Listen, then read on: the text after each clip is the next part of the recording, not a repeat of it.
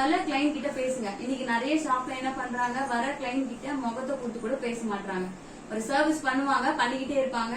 ஒரு ஃபேஷியல் 5000 ஏதோ ஒரு அமௌண்ட் ஏதோ சர்வீஸ் பண்றாங்க அப்படின்னா அந்த கிளைண்ட்டை மட்டும் உழுந்து கவனிப்பாங்க. அடுத்து ஒரு ஐப்ரோ பண்றதுக்கு ஒருத்தவங்க நின்றுட்டு இருப்பாங்க. திரும்பி கூட உட்கார்ந்து கூட சொல்ல மாட்டாங்க. நின்னு பாத்துட்டு அவங்க என்ன பண்ணுவாங்க, ஆமா கிளம்புறேன்னு சொல்லும் போதுதான் அப்புறம் திரும்பி பார்ப்பாங்க. இருங்க எதுக்கு போறீங்க அப்படின்னு சொல்லி கேட்பாங்க. நிறைய நடக்குது இல்லையா அந்த மாதிரி. அது இன்சல்ட் தானே. அது எல்லாருமே நான் எதிர்பார்ப்பேன், நீங்களும் எதிர்பார்ப்பீங்க. ஒரு இடத்துக்கு போனா ரெஸ்பெக்ட் பண்ணணும், நம்மள வெல்கம் பண்ணணும், உட்காருங்கன்னு சொன்னா அது ஒரு மேனஸ், பேசிக் மேனஸ். அது சோ அந்த மாதிரி நம்ம மக்கள் கிட்ட இருக்கவே மாட்டேங்குது. சோ அந்த மாதிரி நீங்க இருக்காதீங்க, சரிங்களா? சோ யார் வந்தாலுமே என்ன சர்வீஸ் பண்ணாலுமே முதல்ல வாங்க, உட்காருங்க, ஒரு ஸ்மைல். வெயில்ல வந்தா தண்ணி கொடுங்க, தப்பு கிடையாது. ரிலேட்டிவ் தான் அந்த மாதிரி கவனிக்கலாம் கிடையாது.